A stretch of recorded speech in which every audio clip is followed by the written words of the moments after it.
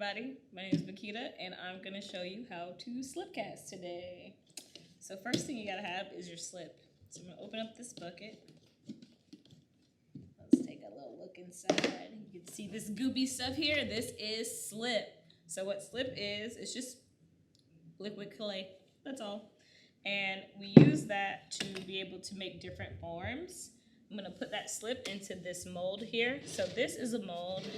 I will give you a little looky-loo that I created myself. It's with plaster, and I'm gonna be able to make a little planter. Pretty cool, right? So, you gotta mix your slip up, which I already took the liberty of mixing it up pretty good.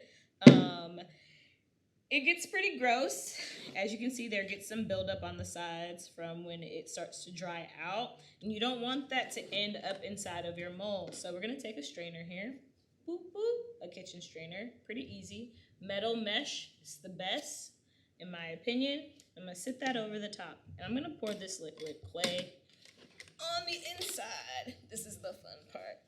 So I always like to lift it up just so that I can see. You can see me pouring it on the inside. And I'm just gonna fill that right on to the top. Once I get to the top, I let a little bit more just get in there, just so I can have a nice clean edge. And you can see, if I lift this up, you can see all the little dried pieces that were trying to make their way inside. You don't want that in there because guess what? Your piece is gonna be lumpy. We don't like lumps. And if you're prepped, you'll have a little bucket of water that you can sit this inside of to rinse. You don't want that to dry on there. You want to rinse it and clean it off real good. But I'm going to leave that in there to sit because I'm lazy. So I'm going to let this sit for about, let's say, 30 to 35 minutes. It really just depends on the conditions and the weather you have. If it's really hot, 30 minutes works pretty good. When it's cool, sometimes 40 minutes is a little bit better because this plaster is actually sucking the moisture out of the clay, and that's what's going to build the walls to be able to make the piece. So once that is sitting for a while, you'll pour it out. And so I'm going to give you the opportunity to see some that have already been poured out and that need to be released from the molds. So we're going to sit this right over here. And I have 3 different molds. They're for different items that I'm going to open up. You'll get a chance to see. Sometimes I get the little crumblies off the top off. And I'm going to release it. And you should be gentle, but I'm not gentle with my ceramics. So I'll just pull that off. Whoop, whoop. And we have the shape for a candle holder. Now all this little mess you see right here on the top, we're gonna cut that off and clean it up real nice, but we're not gonna do that just yet. So I'm gonna go ahead and release the rest of these. And this mold right here is a 2-part mold that I built in my plaster class. It was pretty fun. I like making molds. And you can make molds literally out of any object and cast it and make it ceramic. It's pretty fun. So I have this one. So this is actually for a vase, but I decided to make it smaller so I can make a candle holder out of it. So you can get multi-use out of your molds. So the whole piece, the whole structure looks like this, but I just did 1 tier so I can make a little holder.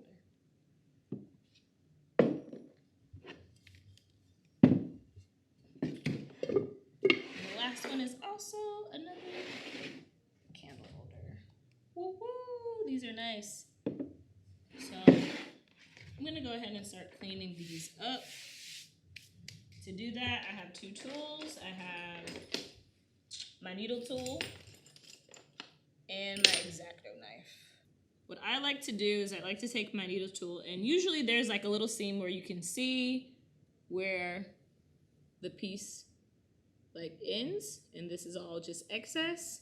So sometimes if I'm feeling, you know, a little crazy, I'll just freehand it, or I take my needle tool and I'll just go around to make sure I carve out a nice little line.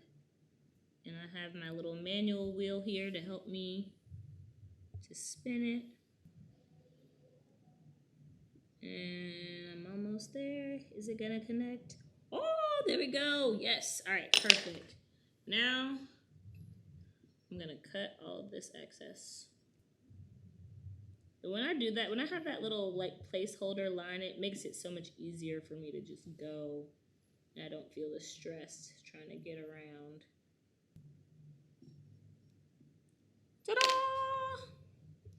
Now you have a nice, perfect, little smooth edge, but it needs to still get cleaned up. And it has that seam just because it is casted in 2 parts. So we're gonna get that excess off. I use the needle tool to get that stuff off. Some people like to use the X-Acto knife, but I don't like to use the X-Acto knife sometimes just because I have a habit of cutting through things because I apply too much pressure. Hey, perfect. Ooh, I'm getting some stuff in there.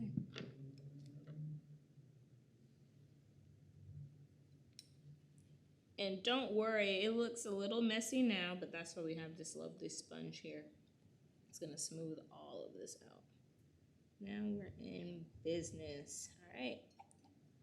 So now it's time to really get in there and clean it up. I'm gonna start at the bottom and then do the sides and then the lip. So the lip is this little ring part here at the top. So as you can see, that seam is disappearing.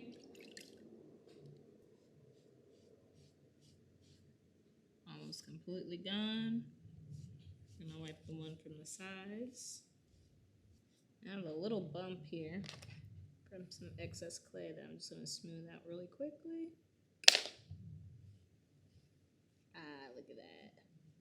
Smooth like butter. We like that. So I'm going to set this on top of here. Now that I've cleaned up the sides. And I'm going to just go around the lip. Smooth that out. We don't want it to be sharp because however you leave the wet clay, once it's dry and you fire it, it's going to stay that way. So it's going to solidify. And there you have it. You have one lovely piece here. So this is called Greenware. So when it's wet, it's still called Greenware. I don't know why they call it Greenware, but it's beautiful. There we go. So once they are trimmed and ready to go, they will look like this. Lovely Greenware. Nice, smooth. Yes, yes, we love that smoothness.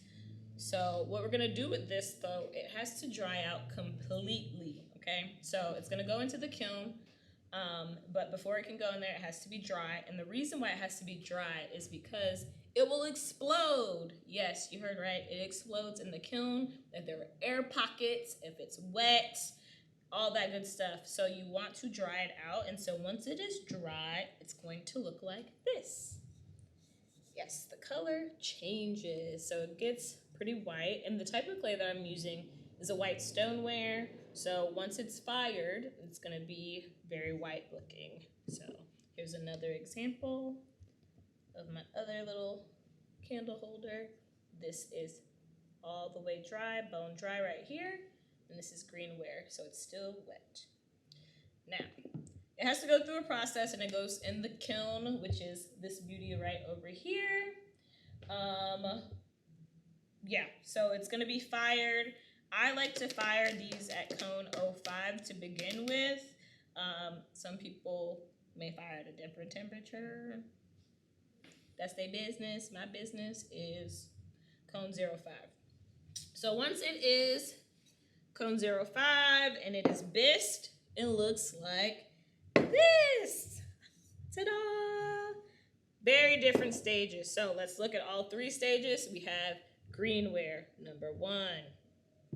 Number 2, bone dry. And number 3, bisqueware. So Bisqueware, this is the fun stage. This is when you get to glaze your piece. All right, so the glazing is where you get those beautiful, vibrant colors that we like. Yeah, that's what we do on this stuff right here. So I'm going to show you what it looks like to glaze a piece. So now we are going to glaze the piece. Now, what's glaze? Glaze essentially is glass. What I'm gonna end up doing is putting a couple of layers of this. It gives it the pigment, so there's lots of different choices you can do. I like to use lots of different brands to, glaze my items, but we're gonna keep that private today. Y'all don't need to know that. All right, so I'm going to go ahead and get this going. Also, with your Bisqueware, something that you really want to make sure you do, I like to dunk these in water before because I like to get all the little dust particles and things off. It just makes it so much easier to glaze your pieces, and then you don't have little crusty dusties in your stuff. We don't like that. So this is a fun one because this glaze, once you put it on, the pigment is very red. It's very, very red. But once it is fired, which I'm going to fire at cone 5, not cone 05, it will be a very beautiful blue color. So yeah, from this red comes blue. Who would have thunk it? So I'm going to paint this on. Also, you need to put several layers of this on to be able to get that nice pigment. I don't need to be like very fancy with it just because I'm only doing the same one. I'm not doing any special like layering or anything like that. So I'm just gonna put a couple of coats. So come with clean brushes. Don't be like me. A lot of times I'll just take it in my hand. It's easier to paint that way. Just get that on there. Oh, this is really important. So when you glaze, you don't want glaze on the bottom of your piece. And the reason being is because glass fuses, and this will fuse to your kiln shelf. Kiln shelves are incredibly expensive. Ain't nobody got money to be ruining those things. So you want to make sure you don't put any glaze on the bottom of this. Some people like to put wax resist on the bottoms, so that wax makes it so that the glaze doesn't form to it, doesn't seep into the piece. I don't do that all the time because I'm out here just living life.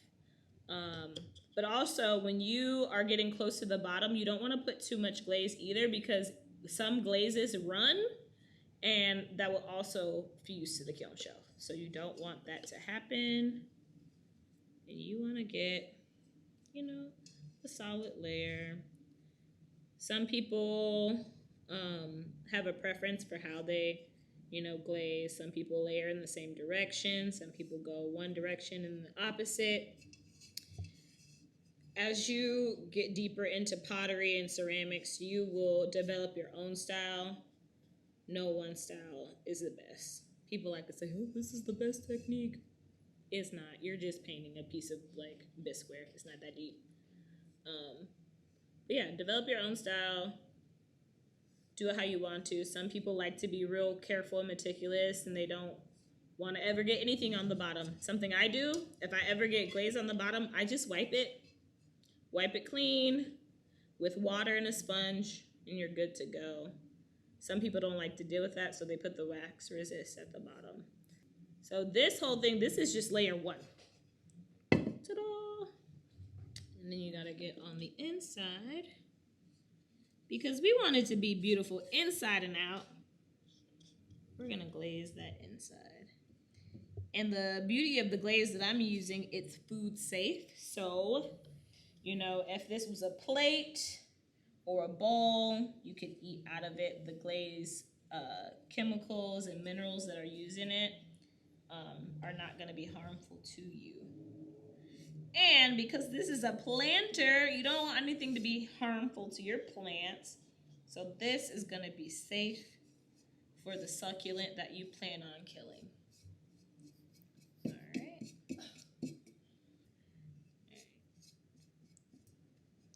I like glazing. It's the best part because you're painting. And sometimes, you know, depending on what technique I'm using or what I'm doing, it can be just very relaxing to do if I'm, you know, doing detail work with underglaze. You know, I can paint full images on here. I can add gold with overglazes. There's so much you can do with ceramics. But I'm gonna do something simple today. Simple for the people. This is glaze on the outside, whoop, whoop, and on the inside, we don't have any glaze on the bottom. Best practice is to make sure you wipe this clean.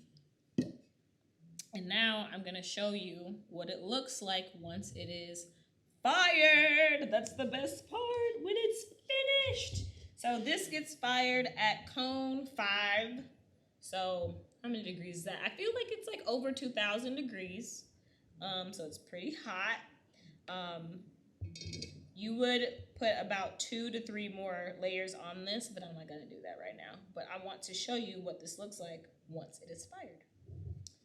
Y'all ready for the big reveal? You ready? All right, let's see it. Ta-da! This is what it looks like. Isn't she beautiful?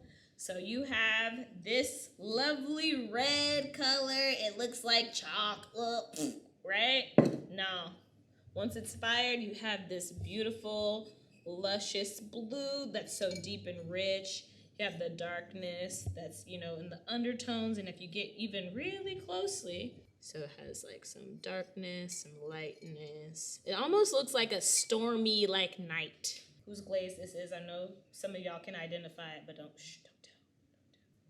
They gotta give me a sponsorship first, so don't tell.